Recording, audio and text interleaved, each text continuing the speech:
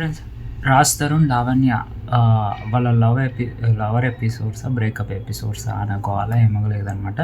3 monthsకి ఒకసారి break ఇచ్చుకుంటాకు viral అవుతూ ఉంటారు.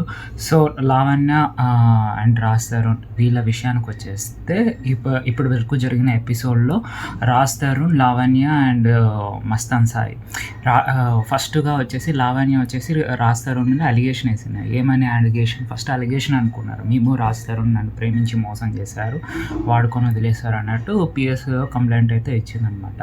బట్ లేటర్ ఆన్ రాజ్ తరుణే ఒక వీడియో బయట రిలీజ్ చేసి, నేను తను లివింగ్ రిలేషన్లో ఉన్నమాట నిజమే, కాకపోతే ఇప్పుడైతే లేము, ఇప్పుడు విడిపోయాము, ఇప్పుడు తన నా హౌస్లోనే ఉంటుంది, డ్రగ్స్ తీసుకుంటుంది వగేరా వగేరా అలిగేషన్స్ అని చేశారు. దాని మీద కేసు కూడా నడుస్తుంది.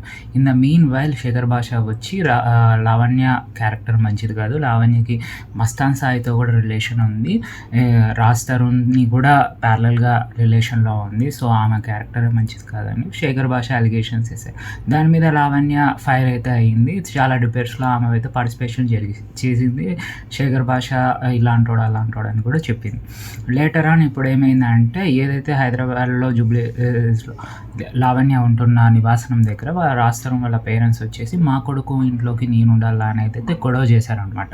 సో దాని మీద స్పందించిన లావణ్య లేటెస్ట్గా ఒక ట్విస్ట్ అయితే రిలీజ్ చేసింది. ఏందిరా అంటే, రాజ్ తరుణ్కి ఇంకో బిగ్ బాస్కి సంబంధించిన ఫేమస్ అయిన అరియానా గ్లోరీ ఎవరైతే ఉన్నారో వాళ్ళు కూడా ఇల్లీగల్ రిలేషన్షిప్లో ఉన్నారు అండ్ ఒక కాల్ రికార్డింగ్ కూడా బయట పెట్టిందనమాట.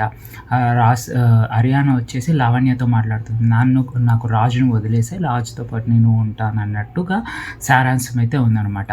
సో ఈ రిలేషన్షిప్లో ఏంద్రా అంటే, ఇంతవరకు మనము శేఖర్ భాష గారు చెప్పినట్టుగా లావణ్య అండ్